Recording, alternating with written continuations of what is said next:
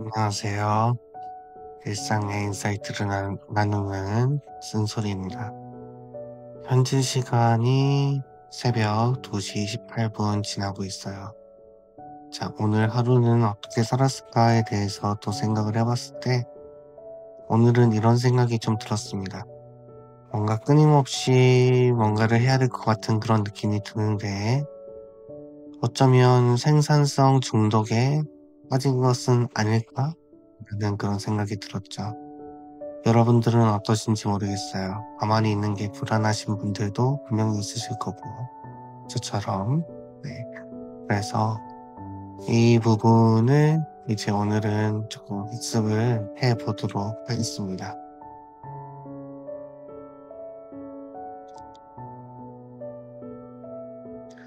이런 경험 있으신가요?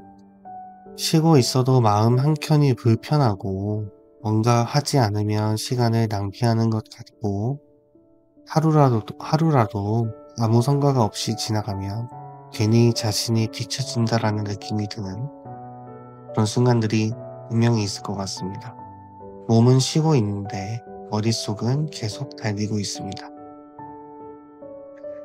이것을 생산성 중독이라고 이야기를 할 수가 있을 것 같아요. Productivity Addiction, 영어를 잘 못해요. 네, 단순히 열심히 사는 걸 넘어서 쉬는 것조차 불안하게 느끼는 그런 상태가 되는 거죠.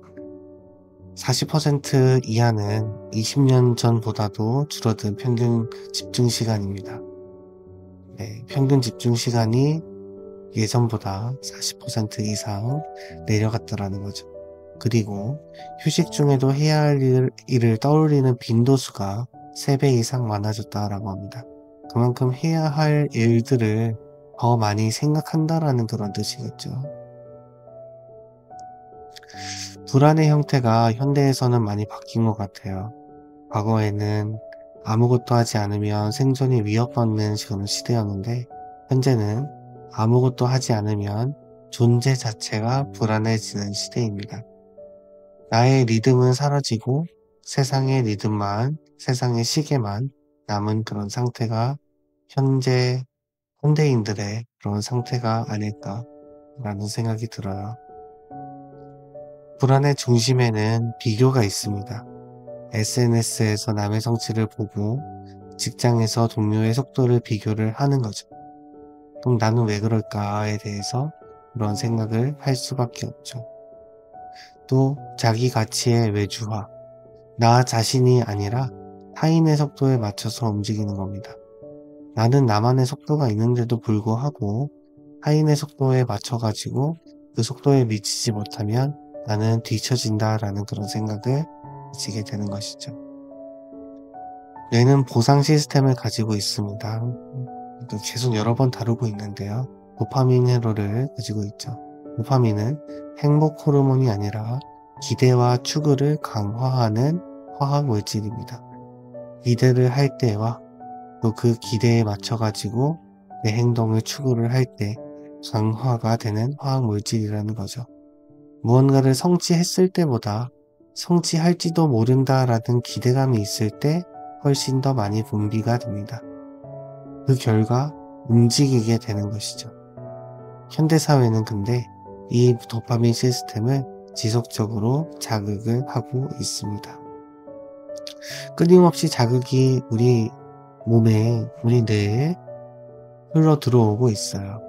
SNS의 좋아요라든지, 이메일 알림이라든지, 새로운 목표, 자기 개발 콘텐츠 등 우리의 뇌는 지금 순간보다 다음 행동을 훨씬 더 중요하게 인식을 하고 있습니다. 가만히 있을 때 우리는 자기 평가적 사고를 하고 있다라고 해요. 나는 괜찮은 사람인가? 지금 이대로 충분한가? 근데 이 질문이 불편하기 때문에 우리는 행동으로 도망칩니다. 공부든 뭐든 뭐라도 해야지 쓸모있는 인간이 되는 것처럼 느껴지니까요.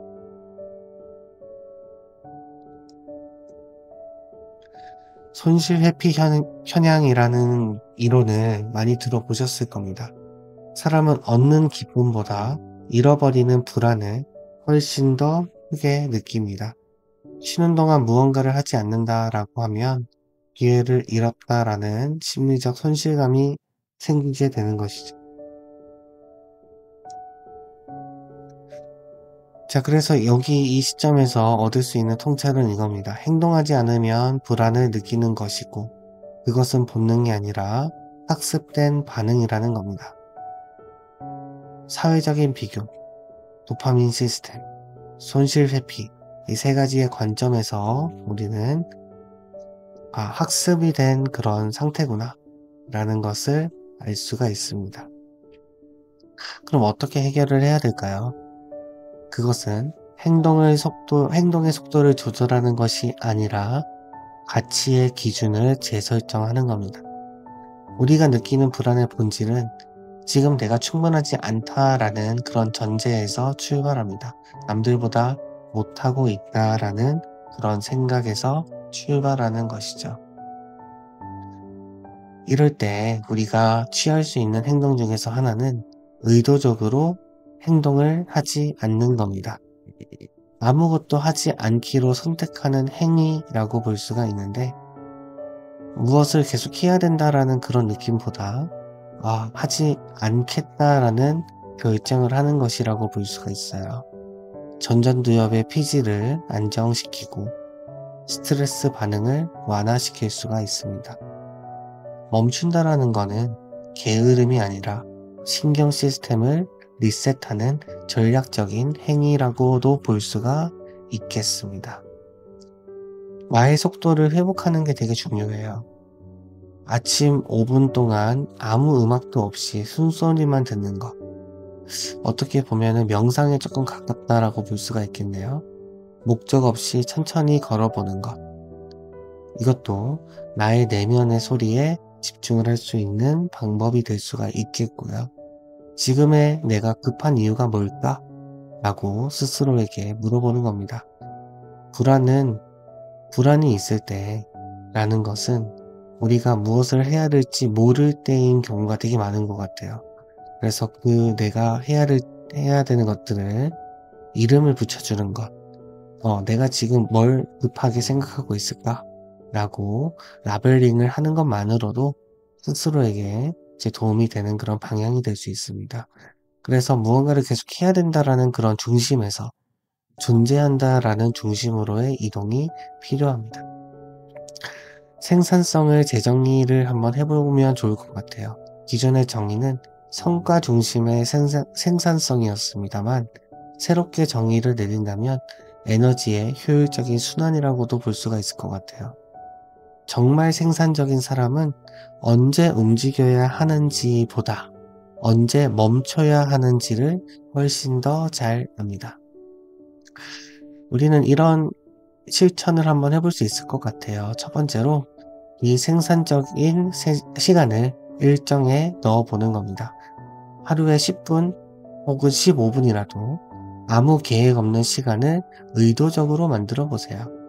이것은 시간 낭비가 아니라 회복에 맞춰서 투자를 하는 거라고 볼 수가 있습니다.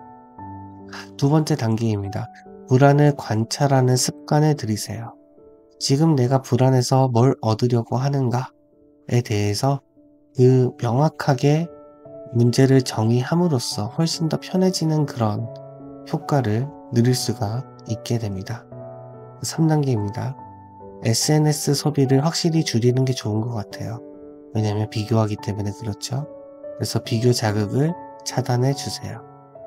특히 아침 시작과 잠들기 전 유튜브를 보는 것, 이것들이 이제 어떻게 보면 저희를 구렁텅 위에 빠지게 만드는 그런 원인이 될 수 있지 않을까라고 생각합니다. 네 번째 단계입니다. 무의의 기록을 남겨보세요. 오늘 아무것도 하지 않았던 시간 자체를 적어보는 겁니다.